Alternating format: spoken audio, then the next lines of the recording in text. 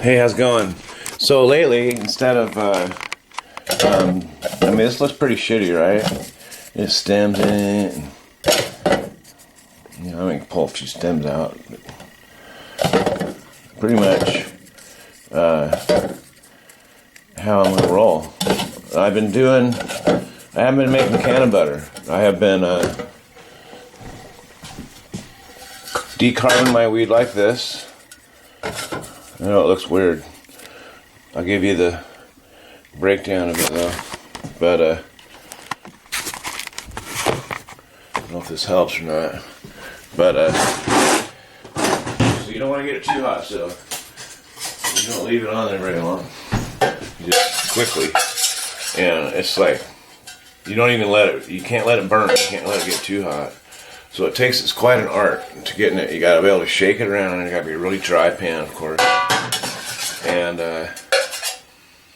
you can start to smell it a little bit. And you just do it really slowly. Put it back on the heat. Move it around quickly. Now a lot of people say, oh, it's the most unscientific method on the planet. Yeah, it is pretty unscientific. And then I put some soy lecithin in it.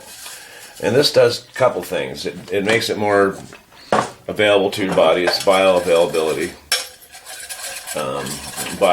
Increases the absorption potential. The body's ability to absorb.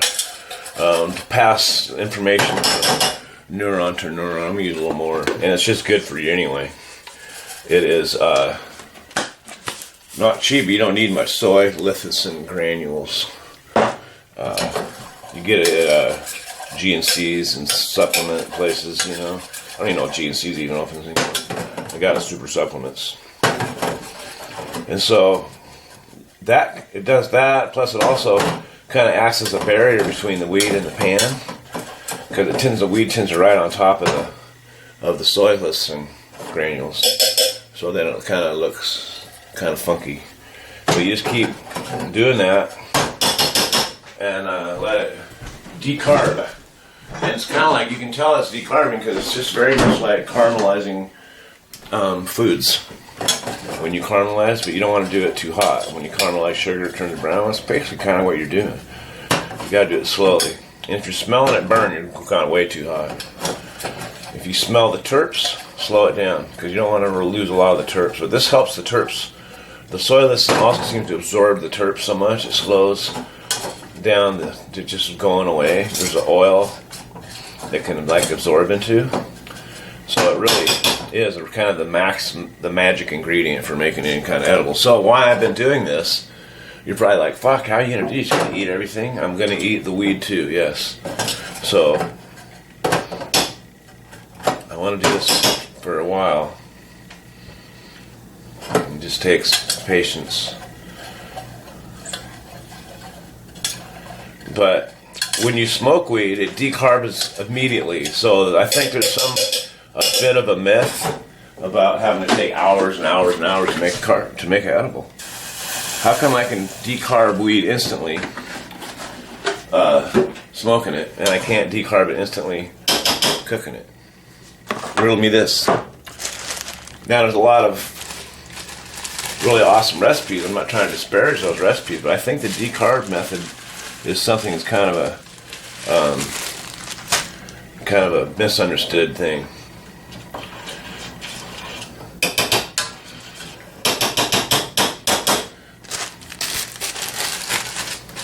Basically releasing a carbon molecule off of the compound of THCA.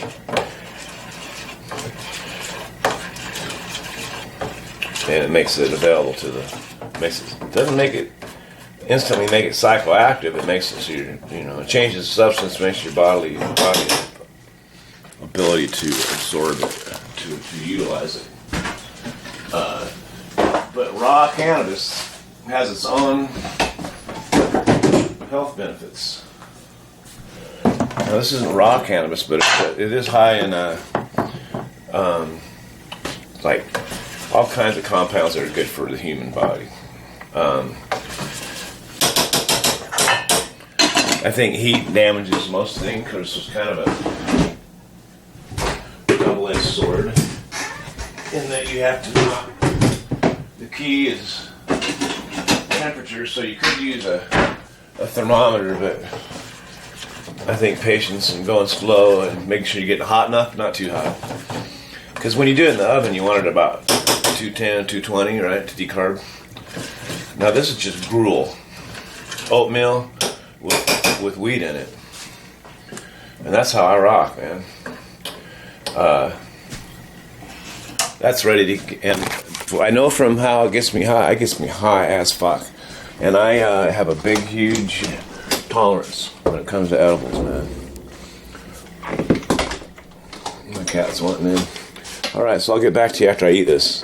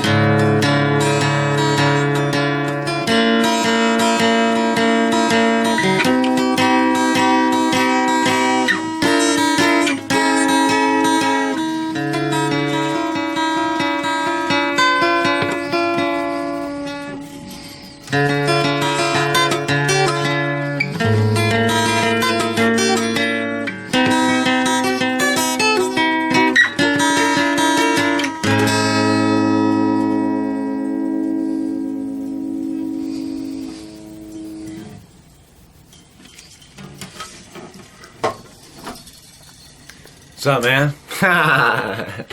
I have to get a wake and bake out because I have to.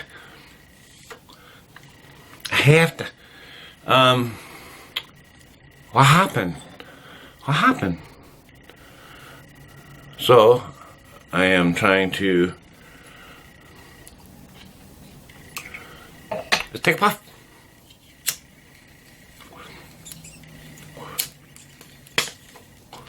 I wrote that song in response to someone saying I wrote simple songs. And that's just the intro. Then it just goes into some pretty hardcore metal shit, which you can't really do on that guitar. I mean, you can, but it doesn't come off right. It's in drop D tuning.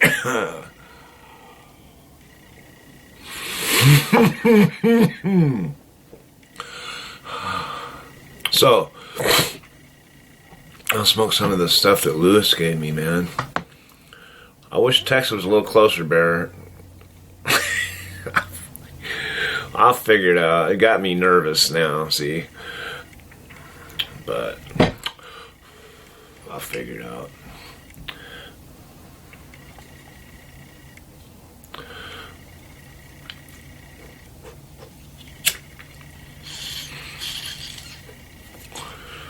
Oh, nice.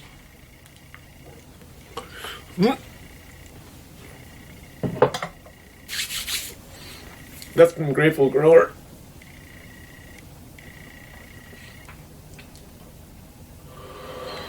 Nice flavor. MK Ultra.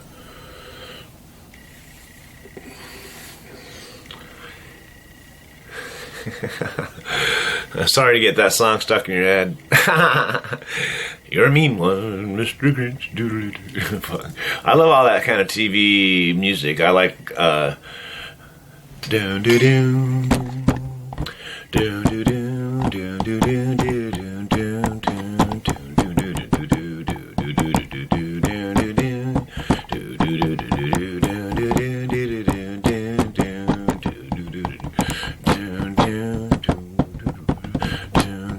know what I'm talking about?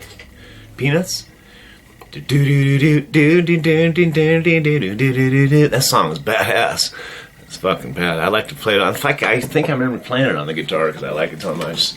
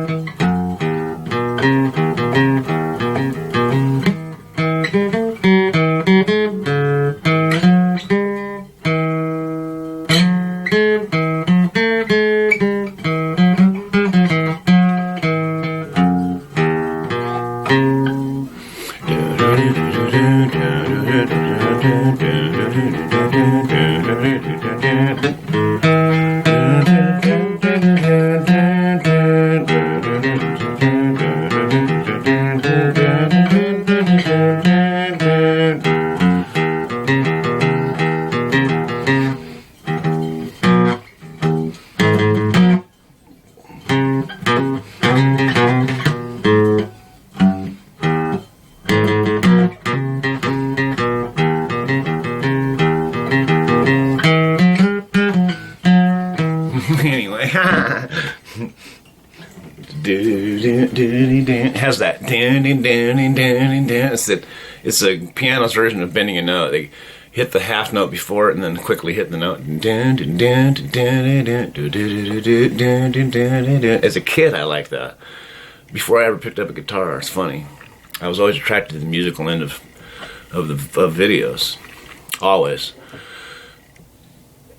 My favorite movies as a kid were things like Mary Poppins, a musical, Paint My Wagon Red, a musical, just all kinds of them, man. And I like westerns too, like True Grit, and fucking I used to watch John Wayne movies, but there wasn't a lot to go with back then. The 70s were a funny movie time. You had like, you know, fucking Elizabeth Taylor and Richard fucking what's his name and fucking... Yeah. Anyway. Some funny shit, man. Old, weird, fucking scary movies were funny. They weren't so scary, they were funny. Although I remember being scared watching some of them. Bone needs to be cleaned a little. It's not acting right.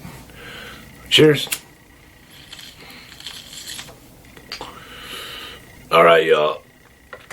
I appreciate you guys reaching out. I appreciate the help, man. It's awesome.